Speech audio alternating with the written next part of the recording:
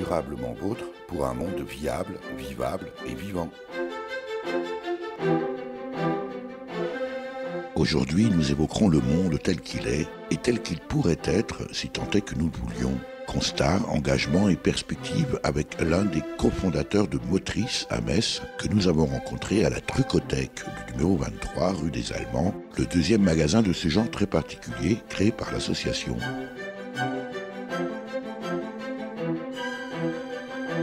Durablement vôtre, à réécouter sur durablementvôtre.fr.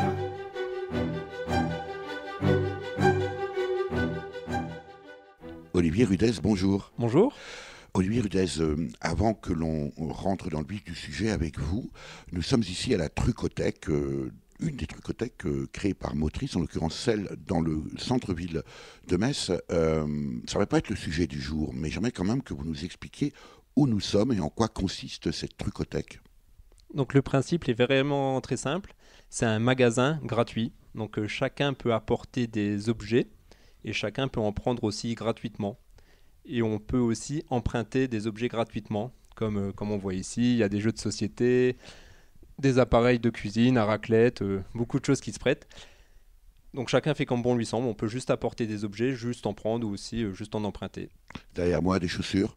C'est Il y a ça, des beaucoup de aussi. vêtements. Donc on voit aussi, là, il y a beaucoup d'objectifs derrière ce projet, dont expliquer qu'on est dans une société de l'hyperconsommation. Et là, on voit bien qu'il y a beaucoup de choses. Par exemple, Donc beaucoup de vêtements, beaucoup de livres. On est bien dans le cadre, j'allais dire dans le jus pour essayer de comprendre, j'allais dire, votre pensée, Olivier Rudez, parce qu'on verra au fil de cette émission que vous ne faites pas les choses par hasard. La Trucothèque, c'est une création de l'association Motrice. C'est ça, on en a mis en place une première à Metz-Belle-Croix. Et vu le succès de la première, on en a mis une deuxième en place ici à Metz-Outreseille. Et on est en train de réfléchir à en mettre une troisième en place à Metz-Borny. Et ce qui est super, c'est qu'il y a d'autres structures à Metz et ailleurs qui découvrent l'initiative et qui ont envie de développer ce principe ailleurs. Et en France aussi, on se rend compte de plus en plus qu'il y a énormément de magasins gratuits qui se développent. Donc le principe, c'est que les gens arrivent ici, c'est ouvert 2 fois par semaine, je crois. C'est ça, les 2 trucothèques à Metz sont ouvertes le mercredi et le samedi de 14h à 18h. Et donc les gens apportent les objets dont ils n'ont plus besoin, qui sont en état de fonctionner, les déposent ici, sur des étagères, c'est un vrai petit magasin. Et puis n'importe qui peut rentrer et aux heures d'ouverture et prendre ou emprunter ce dont il a besoin. C'est ça. Et on va aussi encore plus loin. Enfin, toutes les personnes qui veulent participer au projet le peuvent. C'est comme les différentes actions de Motrice. C'est un projet collectif, citoyen, collaboratif. Donc on invite les utilisateurs à y participer s'ils le souhaitent. Donc ce qui est à Metz-Belle-Croix par exemple, on a mis la Trucothèque en place et actuellement c'est presque intégralement des personnes qui habitent à côté, enfin pas très loin, qui animent le lieu. Donc c'est ça qu'on essaye de faire aussi, c'est d'inciter les citoyens à faire des actions collectives, à croire au changement et à l'incarner. Alors Ça, précisément, Olivier Rudez, j'ai titré cette émission « Olivier Rudez change le monde ». Comment vous faites ? Donc déjà, j'essaye de changer le monde parce que c'est pas évident. Donc déjà, il y a toute la partie analyse que j'ai entamée depuis quelques temps. Donc quand on nous dit qu'il y a un modèle en place, on nous donne une seule vision, une seule version. Donc je l'ai cru longtemps. Et après, au bout d'un moment, je me suis dit, mais il y a quand même des problématiques à travers la planète. Il y a quand même beaucoup de personnes qui meurent de faim. Il y a quand même beaucoup de pauvreté. Il y a beaucoup de gens qui ne sont pas épanouis. On ne prend pas soin de la faune et de la flore. Et donc j'ai commencé à me dire, mais d'où viennent ces problèmes ? Et après aussi de questionner le fonctionnement de la société. Malheureusement, ça on le fait très peu à l'école, la famille, à différents endroits, même à la télé. La télé, peut-être le lieu où ça se passe le moins ? Oui. Après, on parle de plus en plus, et tant mieux, on parle de changer les choses positivement, mais toujours en restant dans le cadre actuel. Donc on est prêt à parler du changement des règles du jeu, mais on ne parle pas de changer le jeu, alors qu'en fait, changer le jeu pourrait être beaucoup plus bénéfique que garder le jeu actuel et faire quelques modifications. Je sens que le débat est parti. Quand vous dites on nous, quand on naît à la naissance, on nous fait croire qu'il y a un modèle, c'est qui ce on ? Après, le on, c'est la société dans son ensemble, c'est tout le monde. On nous fait croire, on ne fait pas exprès, c'est qu'on croit nous-mêmes parce qu'on nous a habitués comme ça. Depuis qu'on est, on a un système de valeurs qu'on nous apprend et on pense que tout simplement que c'est l'unique. On ne réfléchit pas forcément à ça, donc on reproduit quand on a des enfants. Généralement, on va leur redire ce qu'on croit, quoi. Et on fait pas l'effort de se dire, même par exemple l'école, généralement on dit l'école ça se passe comme ça, mais est-ce que l'école demain sera comme ça ou différente? Et on fait pas ça, quoi. On réfléchit pas à la société de demain.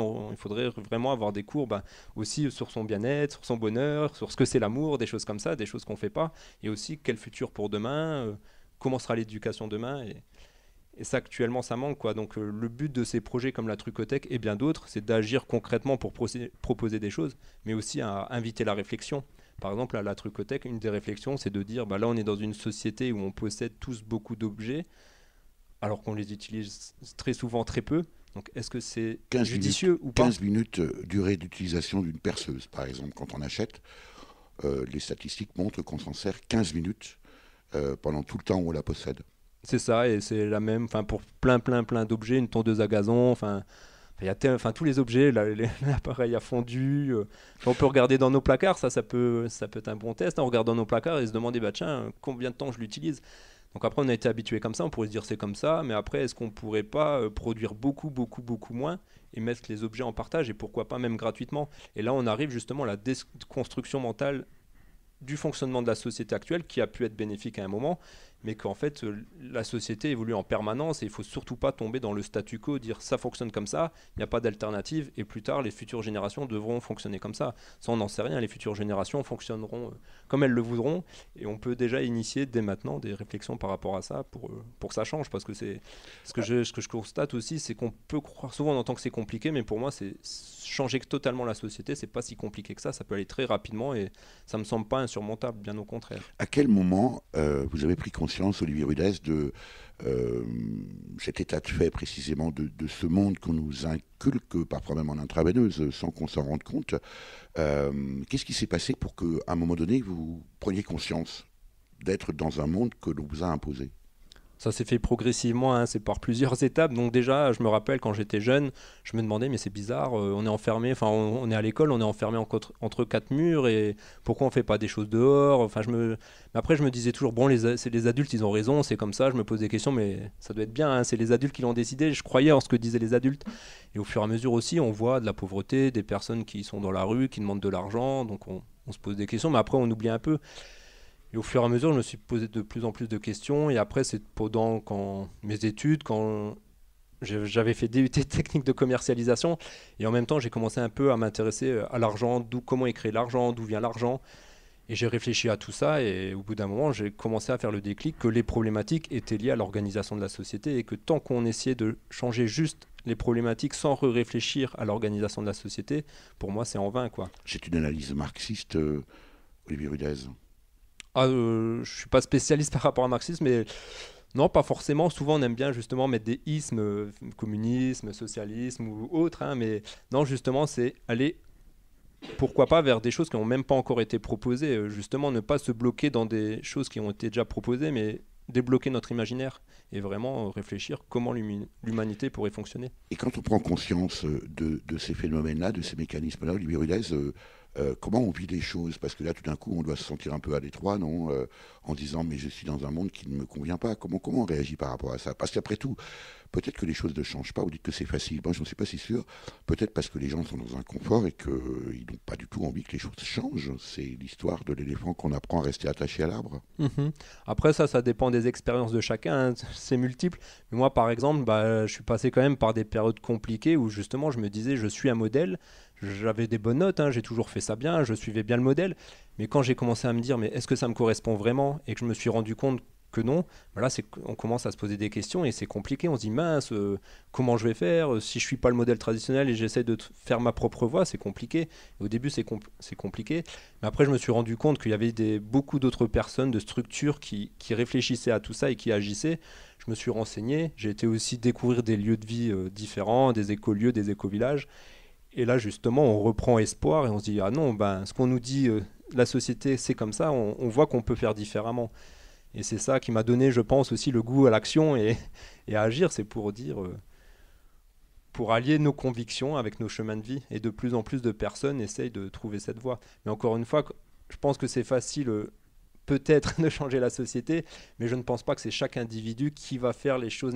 C'est impossible que chaque individu ils changent de vie positivement pour changer les choses. Je pense qu'il y a des individus qui doivent essayer de bâtir un nouveau modèle pour créer un nouvel environnement qui modifiera ensuite les comportements à plus grande échelle. On en reparlera. Combien de temps pour changer le monde, Olivier Rudez ? Alors c'est très long parce qu'il faut un changement des systèmes de valeurs et généralement ça se fait sur plusieurs générations, j'imagine. Quand on est déjà habitué à un système de valeurs depuis 30 ans, 50 ans, 60 ans, c'est compliqué à remettre en cause tout ça. Mais au fil des générations, les générations pourront penser différemment. Mais après, il y a aussi l'urgence. Il y a des urgences à prendre en compte, la disparition des abeilles, la disparition des oiseaux. Donc il faut que ça soit très, très rapide. Donc plus on sera rapide, mieux ce sera. Donc il faudrait justement de réfléchir à l'avenir de demain. Il faudrait qu'on se mette ensemble autour de la table, les collectivités, les associations, les individus, et qu'on réfléchisse vraiment à ça parce que les solutions, elles sont là. Durablement vôtre, Eric Mutschler.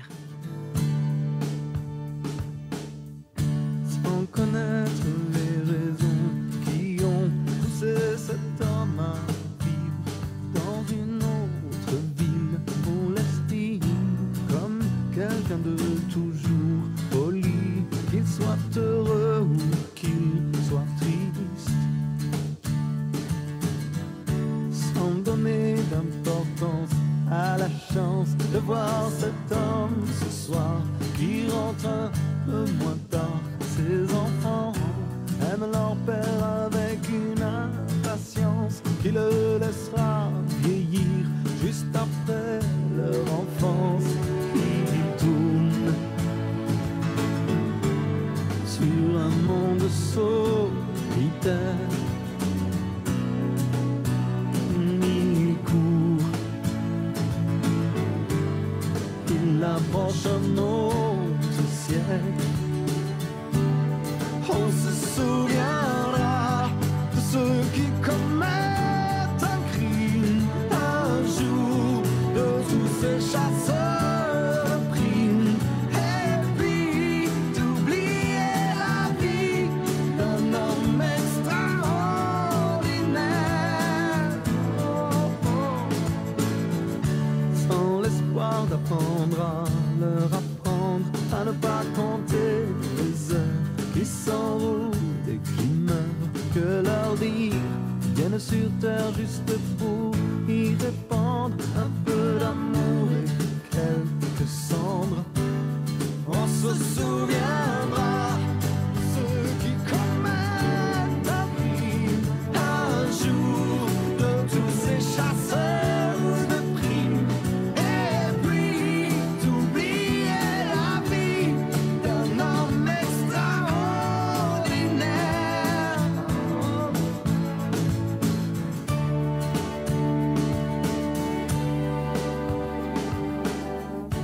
Sans connaître les raisons qui ont poussé cette femme à fuir encore une autre vie, on la voit comme quelqu'un qui a bien réagi face à la mort et à l'oubli. Elle tourne sur un monde solitaire. Elle court, elle approche un autre siècle. On se souviendra de ceux qui commettent. Nous sommes toujours à la Trucothèque, une des Trucothèques de Metz, celle qui est située au 23 rue des Allemands, avec l'un des cofondateurs, Olivier Rudez. Mais aujourd'hui, le sujet qui nous intéresse n'est ni motrice, ni de la Trucothèque proprement dite. C'est eh bien ce qui fait agir, les analyses qu'a mené ou que mène encore Olivier Rudez sur toutes ces actions. Olivier Rudez, à propos d'actions précisément pour changer le monde, il y a bien sûr la Trucothèque, il y a Motrice, mais pas que. Il y a plein de façons, donc c'est en constante évolution. Ça fait depuis environ 8 ans que j'essaye d'agir quotidiennement pour changer. Vous avez quel âge ? 30 ans.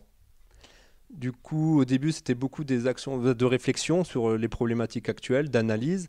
Après, des actions aussi pas mal au niveau personnel, manger moins de viande, arrêter de manger de la viande, essayer de produire soi-même ses légumes, consommer différemment, essayer de réparer, sensibiliser.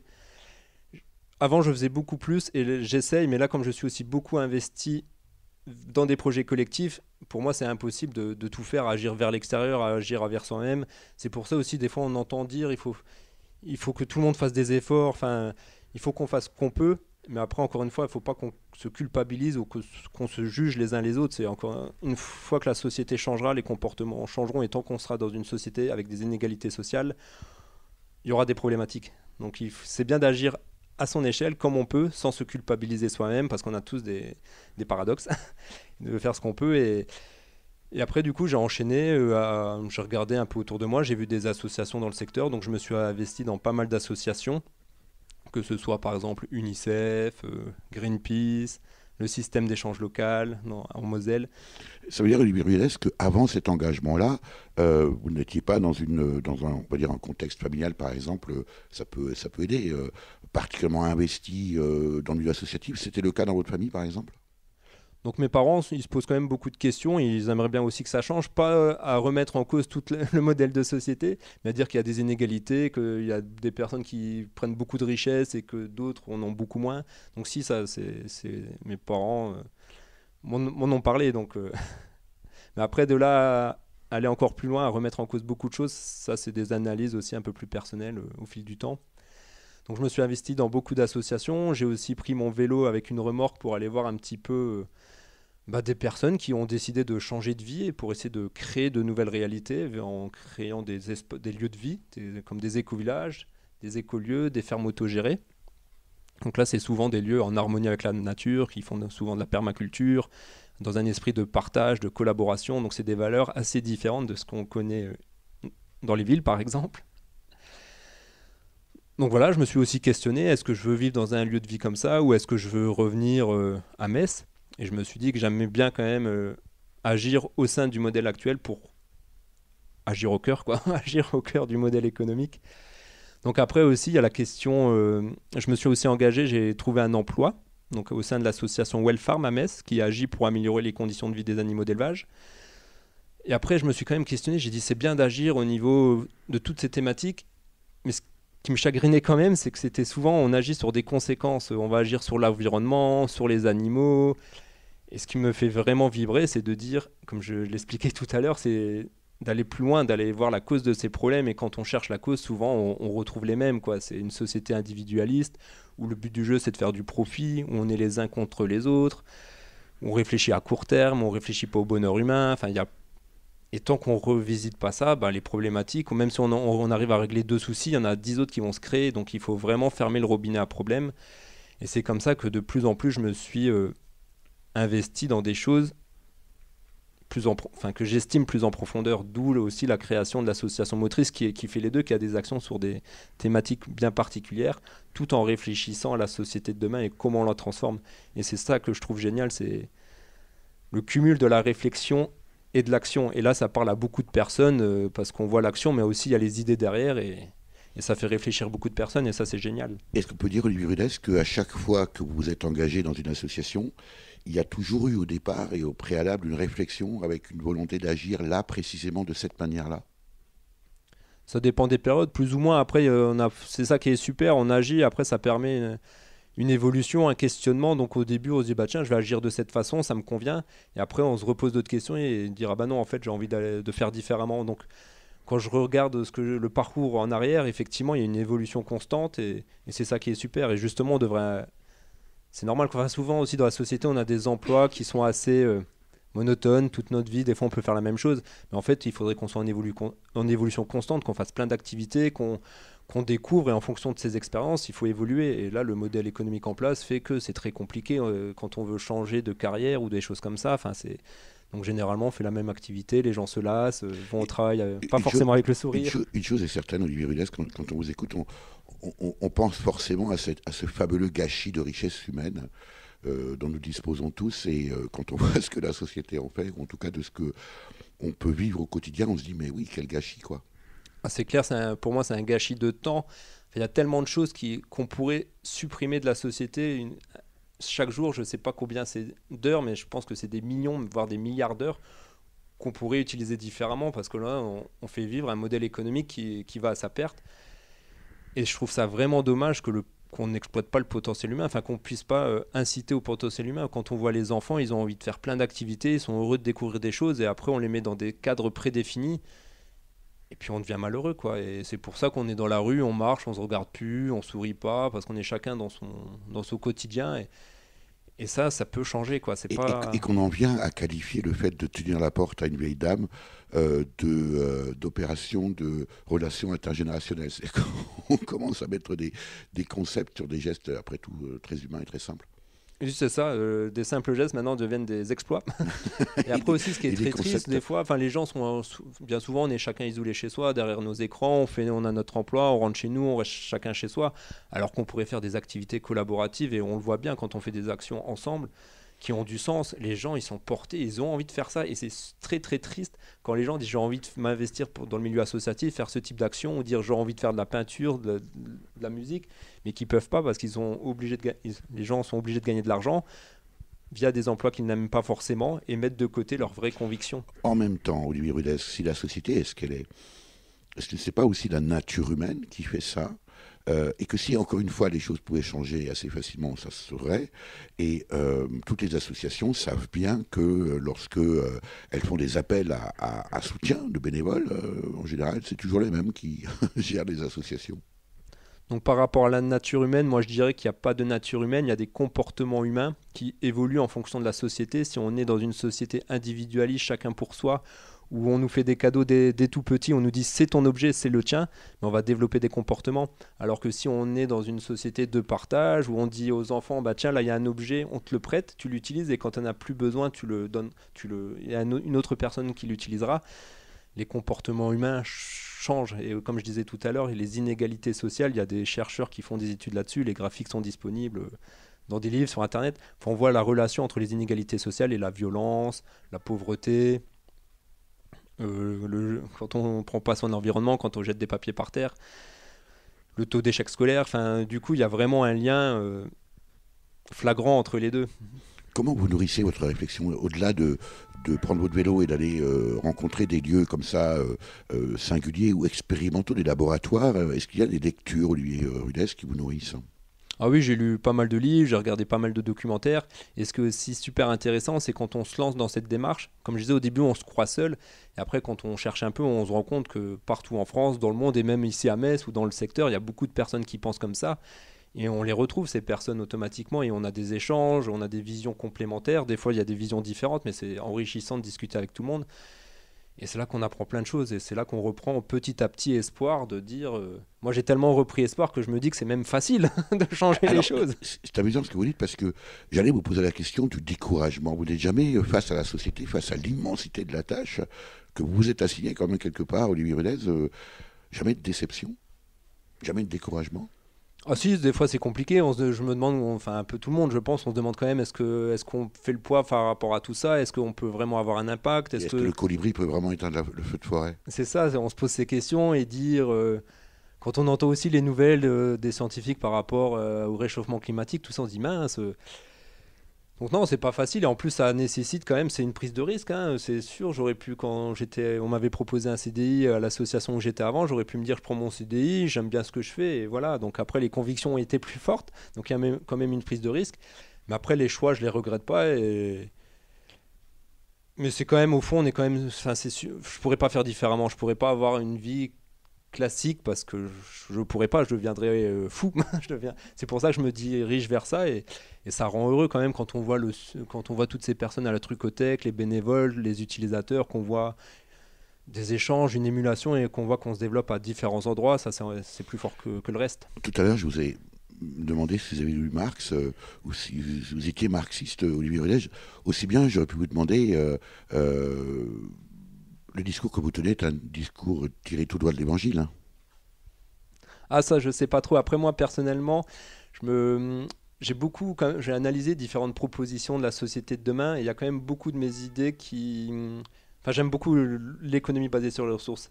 Il n'y a pas que cette idée pour la société de demain.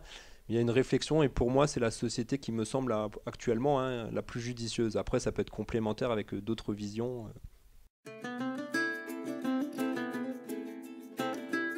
Durablement vôtre, Éric Mutschler.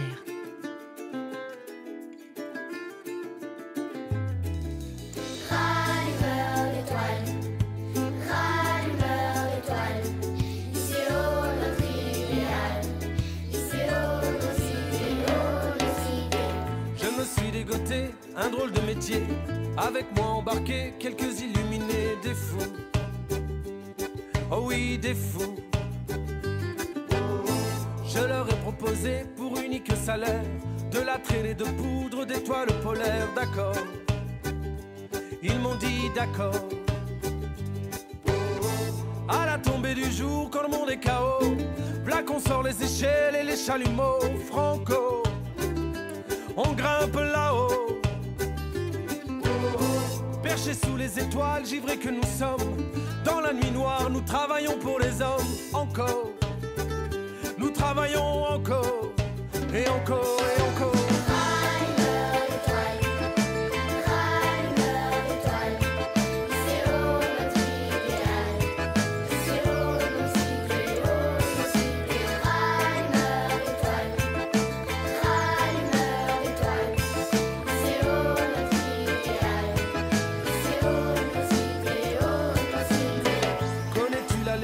Des chasseurs de comètes, sur chaque étoile filante, un rêveur, un poète qui éclaire ce monde à refaire.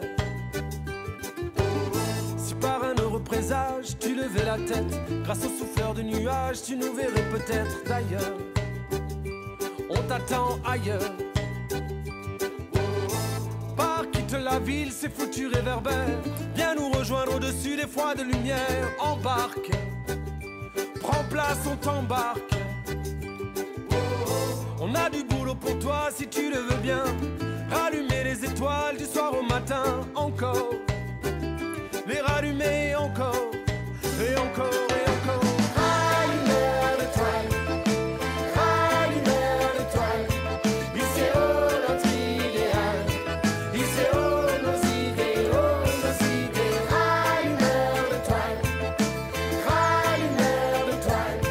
Il sait où notre idéal, il sait où nos idées, nos idées. Oh, oh, oh.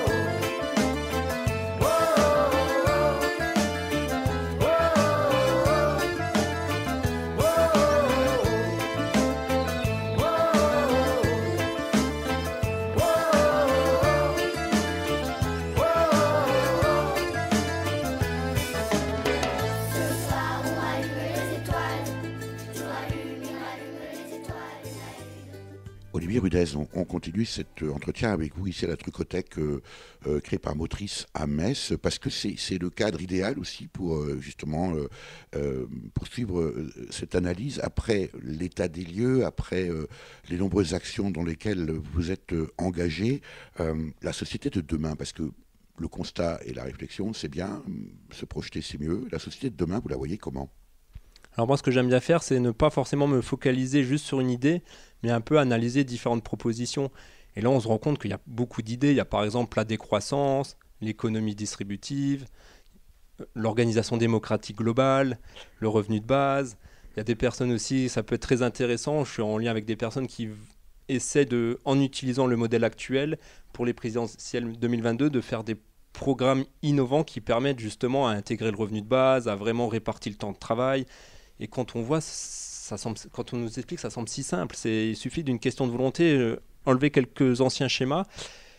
Et même en utilisant le modèle actuel, on pourrait faire bien différemment. Donc, et souvent aussi, les gens, on est souvent aussi dans l'opposition. Il y en a qui vont dire « Ah, il faut la décroissance, ah, il faut ça, ou il faut ça ».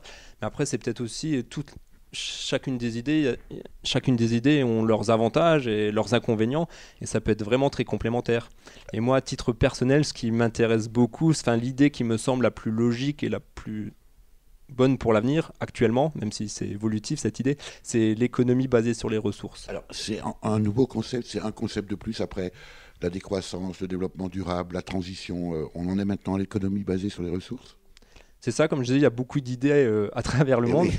Là, c'est une personne, Jacques Fresco, qui est décédé à plus de 100 ans, donc qui a analysé le communisme, le fascisme, le capitalisme, le socialisme. Et selon lui, il y a très longtemps déjà, il s'est rendu compte qu'aucun de ces modèles n'était viable et qu'il y avait quand même, même s'il y a des grandes différences, il y a quand même quelques fondements semblables. Il a commencé à se poser la question, mais comment faire pour que l'humanité s'organise sans tout détruire ? Et c'est là qu'il a réfléchi longtemps et qu'il a proposé l'économie basée sur les ressources, qui s'est ensuite, ils ont diffusé l'idée. Et là, il y a beaucoup de personnes à travers la planète qui travaillent pour que ça soit vraiment réalisable. En quoi consiste cette idée? Donc le fondement, c'est de dire qu'actuellement, pour vivre, on se focalise beaucoup sur l'argent. Et là, en fait, pour moi, c'est tellement logique et simple. L'économie basée sur les ressources se focalise sur les ressources. Donc dire que ce qui est important pour l'humanité, c'est les ressources. L'eau, l'air, la nourriture, les minerais. Et donc, ces ressources seraient considérées comme un héritage commun pour tous les peuples sur Terre.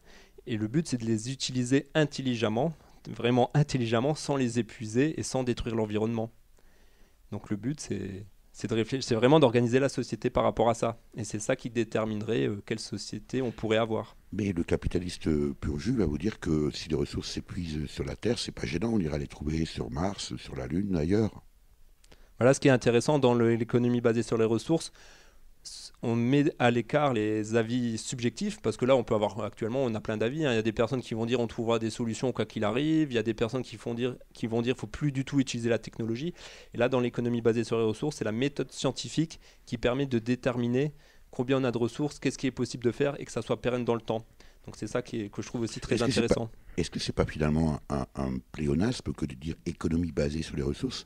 Si on en revient à la définition étymologique du mot économie, oikosnomia, je vous l'apprends peut-être, Olivier Rudez, c'est la gestion de la maison. Un économe, par exemple, dans une colonie de vacances, c'est quelqu'un qui gère la maison. Oikos, c'est le milieu de vie. Nomia, la gestion. L'économie devrait tout simplement être ça. Est-ce qu'il n'y a pas finalement une dérive là, entre... actuellement, on parle dans ce cas, et je suis d'accord, j'avais déjà entendu ce principe. Donc actuellement, on n'est pas dans une économie, parce qu'on n'économise pas, on épuise tout. On est dans la finance. Oui, c'est ça. Et du coup, dans une économie basée sur les ressources, donc... l'obsolescence programmée, il n'y en aurait plus. Le but du jeu, c'est de faire des objets qui durent le plus longtemps possible. S'il y a des produits qui sont évolutifs dans le temps, il n'y a pas besoin de le changer, ça serait intégré dès son fondement. Donc ça serait bien entendu mis en partage. Si on a besoin de tondeuses, ça serait plus chacun sa propre tondeuse, on l'utilise et on la remet et d'autres personnes peuvent les utiliser ensuite. Si on considère, Pierre Rabhi a l'habitude de dire que l'homme est dans la nature, il n'est pas extérieur à la nature, il fait partie de la nature. On peut considérer que finalement, à un moment donné, l'humain va prendre conscience de ça. Alors pour l'instant, il en est encore loin, mais peut-être que, et d'autres disent que l'humanité est à son adolescence, à un moment donné, elle va prendre conscience d'être directement liée à cet environnement. Est-ce que vous ne pourriez pas imaginer que, par définition, l'homme va prendre conscience de la finitude de ses ressources et va s'organiser ? Ah là, c'est en cours, parce qu'on voit de plus en plus, les médias en parlent de plus en plus, les gens se posent des questions. Donc là, justement, le principe de dire remettre en cause l'organisation dans son ensemble, c'est en train d'être fait actuellement. Donc, et qu'on fait partie de la nature, que c'est pas nous contre la nature ou qu'on n'est pas au-dessus de la nature, mais qu'on fait partie d'un tout.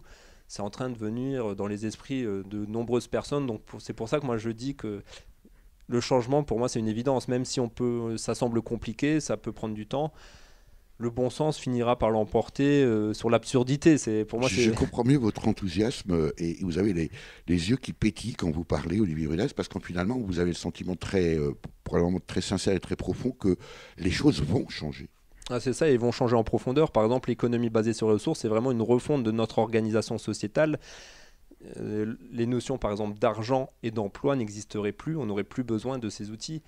Et là, justement, on pourrait s'émanciper d'une quantité d'administration et de tâches qu'on fait juste pour faire subvenir un modèle marchand. Par exemple, quelques exemples, tout ce qui est comptabilité, la grande partie de la publicité, la création de besoins inutiles, les assurances, les banques, Pôle emploi, URSSAF, les impôts, enfin une quantité de choses qu'on fait actuellement qu'on n'aurait plus besoin de faire. Les papiers, les dossiers, les demandes de subventions, les associations n'auraient plus besoin d'exister. Un monde de rêve, quoi. Un monde sans papier, sans administration, sans URSSAF. Ah, ça, c'est vraiment dans une économie basée sur ressources, ça n'existe plus. Et c'est vraiment à créer. Et pour moi, c'est tout à fait possible. Et on focalisera notre attention sur des choses qui sont vraiment utile pour nous. Un URSSAF, on n'en a pas besoin pour vivre. Ce qu'on a besoin, c'est d'air, c'est des choses simples, quoi. Donc c'est revenir vers du bon sens et arrêter de se parasiter l'esprit avec toutes ces bêtises. On n'aura pas le temps, Olivier Rudez, de développer. Ça mériterait un temps beaucoup plus long, mais j'imagine que les gens nous écoutent, se disent forcément, évidemment, ce que propose Olivier Rudez, là, c'est formidable, mais concrètement, si j'ai besoin de quelque chose, il faut bien que... Ma grand-mère disait, avant de manger les pommes de terre, il faut d'abord les planter. Il faut bien que quelqu'un le fasse. Bah là, c'est en cours. Hein, là, je parle de l'économie basée sur les ressources qui est beaucoup développée par différentes structures, dont notamment The Venus Project. Mais après, il y a plein d'initiatives. Il y a les incroyables comestibles. Il y a plein d'initiatives qui vont vers plus de partage, de coopération. Et il y a des personnes vraiment qui veulent que, par exemple, l'économie basée sur les ressources prenne la place du modèle marchand et ils y travaillent. Il y a un plan d'action et c'est pas juste des idées comme ça. Oh, on y pense, on y rêve. Non, non, on y rêve, mais on construit ces réalités. Et la meilleure façon de prédire l'avenir, c'est de le créer. Donc il y a vraiment toute une stratégie derrière pour que ça se concrétise. Il existe déjà des communautés qui mettent en place cette démarche ou cette économie basée sur les ressources, Olivier Rudez? Après là, c'est vraiment une démarche globale parce que c'est pas une 10% de la société, c'est sûr, il faut la transition. Donc l'objectif, c'est de faire différemment, mettre en place, par exemple, des villes circulaires sous ce principe et petit à petit que les gens voient les meilleures solutions et se désintéressent du modèle actuel pour se diriger vers de nouvelles réalités. C'est comme ça aussi que je pense que le changement peut se faire, c'est proposer des solutions meilleures et que les gens après rejoignent ces initiatives et on oublie, parce que combattre le modèle économique, combattre combattre ça, c'est compliqué, mais si on arrive à le rendre obsolète en proposant quelque chose de plus fonctionnel et de plus intelligent, ça peut changer de cette façon. Vous n'avez jamais eu envie, Olivier Rudez, d'écrire des livres? Aujourd'hui, la mode, c'est des vidéos pour essayer de faire comprendre ces concepts-là aux gens autour de vous. C'est fermé, désolé. Ça ouvre demain. Demain de 14h à 18h.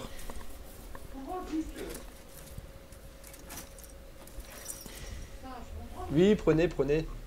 Durablement vôtre, Eric Mutschler. Ben oui, c'est ça, une trucothèque. Il y a du monde qui rentre et qui sort. Olivier Rudez, vous vous souvenez de ma question? Ah oui. Et justement, donc par rapport à écrire des livres, réaliser des vidéos, ce qui est super bien, il y a une multitude de personnes qui veulent agir pour changer les choses. Donc chacun fait à sa façon. Et moi, personnellement, tout ce qui est écriture de livres, réalisation de vidéos, tout ça, c'est pas ce qui me fait le plus vibrer. Moi, ce qui me fait vraiment vibrer, c'est diffuser des idées, faire réfléchir les gens, surtout pas faire de prosélytisme, dire il y a des choses, il y a cette possibilité, après à chacun de se faire son idée, et aussi de créer des projets collectifs de partage, de gratuité, et créer des îlots de gratuité et des super beaux projets ensemble.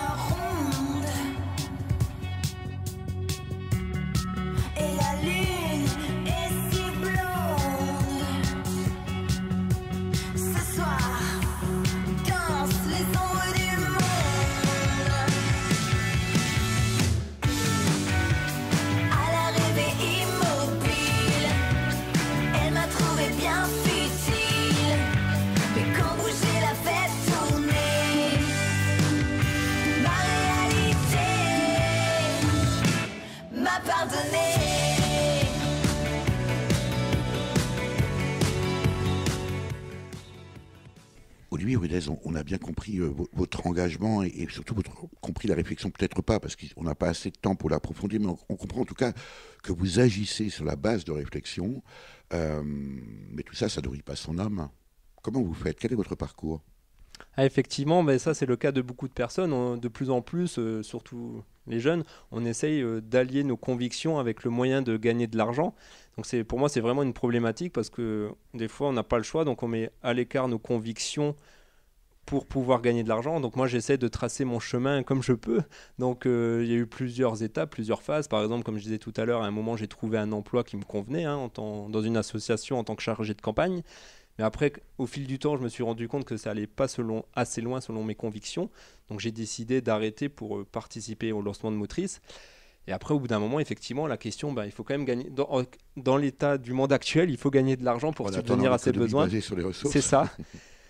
Donc là, j'ai trouvé un bon fonctionnement pour ma part. Donc je fais de la livraison à vélo. J'adore le vélo. Avant, j'en faisais en club. Donc c'est une passion.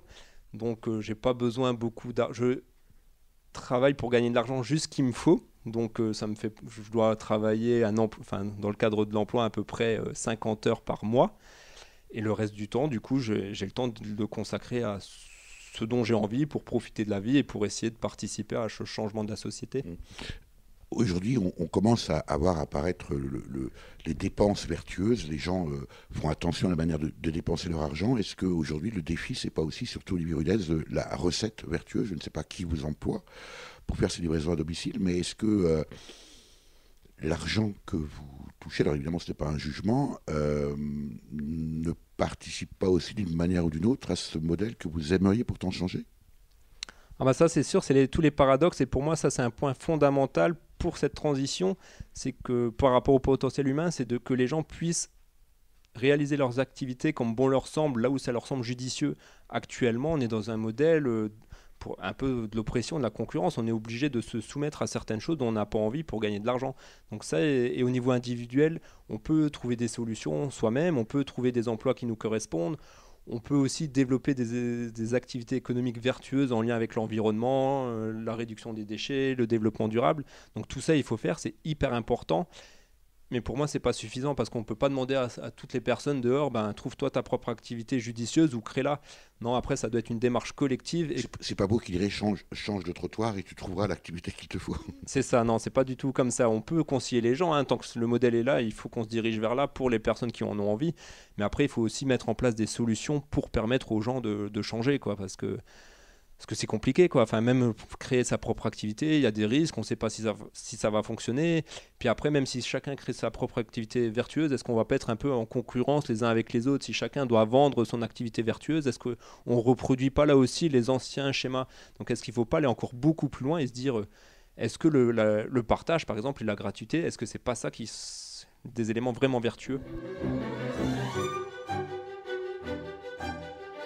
L'invité de Durablement Vôtre, coup de gueule ou coup de cœur?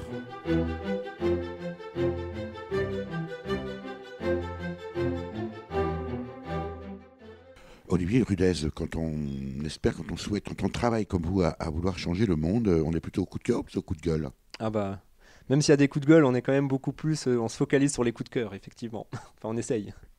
Donc moi, par exemple, mon coup de cœur, c'est de voir toutes ces initiatives positives pour cet engouement. Pour le changement positif, pour des actions collectives, ensemble, que ce soit les trucothèques, les incroyables comestibles, les Repair Café, où des gens s'unissent pour aider les gens à réparer ces objets. On se rend compte que ça se développe partout, à Metz, en Moselle, en France, en Europe, dans le monde. Et de voir tout ça cumuler et que les gens commencent à se relier les uns avec les autres, discuter ensemble et de se constater de plus en plus qu'on est en collaboration, même que si on a des effigies, des logos différents, on est quand même ensemble, on forme une même équipe. Et ça, c'est super prometteur pour l'avenir. En même temps, Olivier Rudez, est-ce que ça reste quand même pas malgré tout un peu marginal encore aujourd'hui, même si effectivement vous avez raison, ça se développe? Et est-ce que le risque, quand on est comme vous très engagé avec des réseaux, c'est finalement de s'imaginer que ce qui se passe à l'intérieur de son réseau, c'est ce qui représente, c'est comme ça que ça se passe dans la société.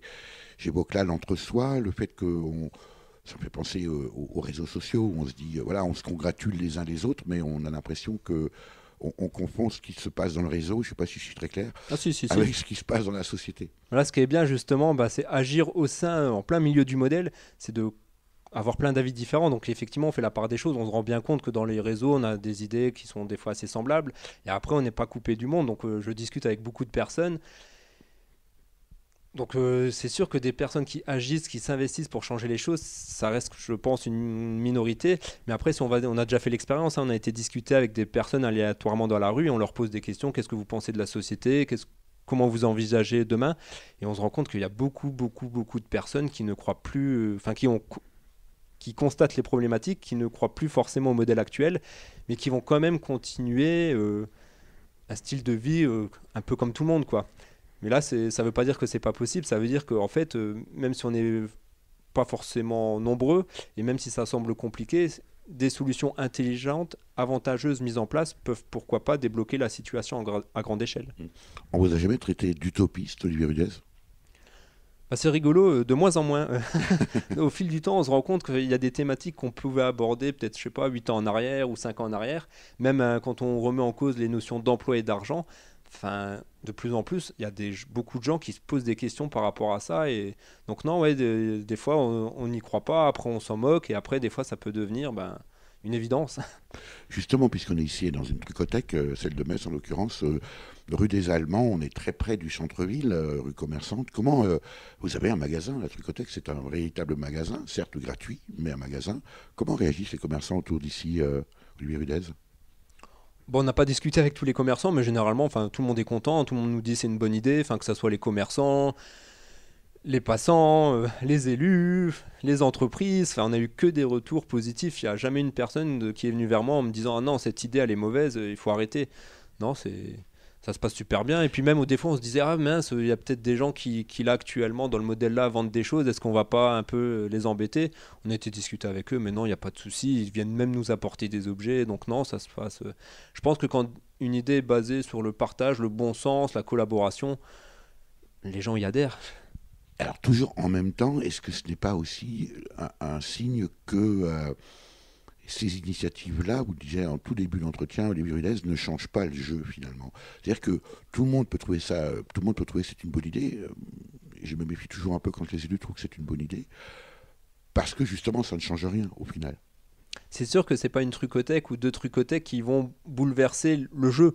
Ça va, mais l'objectif d'une trucothèque, on en a conscience. Pour faire ça à grande échelle, c'est pas une association qui va y arriver. Donc, mais ce qui est hyper important, c'est de permettre la réflexion par rapport à ces thématiques, par rapport à l'hyperconsommation, à la possession des objets, et à réfléchir de la société de demain, si on met en partage gratuitement les objets, comment elle peut s'organiser. Donc c'est de réfléchir par rapport à ça, et après de dire collectivement, rassemblons-nous pour que ça se passe à grande échelle, quoi. Et après, en plus des actions comme celle-ci, il faut aussi réfléchir à l'échelle globale et aux stratégies pour que ça change. Et donc, je crois vraiment à la complémentarité des actions locales, plus de la réflexion globale, plus à des actions à entreprendre à l'échelle globale pour que ça change vraiment à grande échelle. Motrice, avec ses expériences et ses réalisations aujourd'hui sur Metz, Olivier Rudez commence à inspirer d'autres villes en France, d'autres lieux en France, on dit maintenant d'autres territoires. Ah oui, il y a beaucoup de personnes qui nous contactent, que ce soit par rapport à la récupération de biodéchets avec le vélo et la remorque pour en faire du compost, ou par rapport à la trucothèque, ou par rapport à plein d'autres projets. On nous contacte, on nous demande j'aimerais bien faire ça, mettre ça en place à Metz ou ailleurs, donc on les renseigne. Après, c'est pas important que ça soit à l'effigie de Motrice ou une autre association ou une autre structure, c'est pas ça qui est du tout important. Et après, que ça soit Motrice ou plein d'autres structures, on en a vu déjà quelques-unes lors de cet entretien, mais toutes ces structures inspirent d'autres personnes, d'autres structures. Motrice a été inspirée par d'autres structures, par d'autres personnes. Moi, personnellement, j'ai été aussi inspiré par beaucoup d'autres choses. Donc, c'est ça qui est super bien. Donc, des fois, on pourrait dire une petite action aussi, c'est pas très efficace. Donc, l'action en elle-même, c'est sûr, ça a un impact limité. Mais les envies que ça procure à d'autres, ça peut être l'idée aussi, les idées que ça véhicule à travers la société, ça peut être énorme. À propos de véhicules, Olivier Rudez, vous avez évoqué une chose, vous avez parlé de déchets et de véhicules et de boîtes de vélo. C'est ça, donc c'est un des projets parmi de nombreux autres mis en place par Motrice, c'est Éplucherie Bicyclette. Donc là, 2 fois par semaine, à l'aide d'un vélo électrique et d'une remorque, on récupère des épluchures, des biodéchets, du marc de café dans les restaurants. qu'on amène ensuite dans un site de compostage qu'on a mis en place pour tout simplement faire du compost. Donc là, c'est aussi la réflexion, est-ce que les déchets ne pourraient pas être des ressources ? Et le compost produit, on le redonne par exemple gratuitement à des jardins en partage qui sont les incroyables comestibles. Est-ce que ça pourrait faire le sujet d'une prochaine émission Durablement Vôtre, Olivier Rudez ? Effectivement, il y a tellement de choses à dire, là, on a abordé pas mal de sujets, mais on pourrait approfondir beaucoup. Merci Olivier Rudez. Merci à vous. Voilà pour cette émission avec Olivier Rudez, notamment cofondateur à Metz de l'association Motrice. Pour en savoir plus sur les nombreuses actions très concrètes que mène ou auxquelles participe Motrice pour changer le monde, ou tout simplement contribuer à la réflexion, rendez-vous sur motrice.fr. Et Motrice, ça s'écrit M-O-T-R-I-S. Vous avez pu écouter dans l'ordre Un homme extraordinaire par le groupe Les Innocents, Rallumeur d'étoiles par HK et les Saltimbanques, et enfin Un autre monde, un titre du groupe Téléphone repris ici par Superbus. Merci à Véronique Olivier à la réalisation. Vous pouvez réécouter cette émission de la semaine qui suit sa première diffusion sur le site www.durablementvôtre.fr.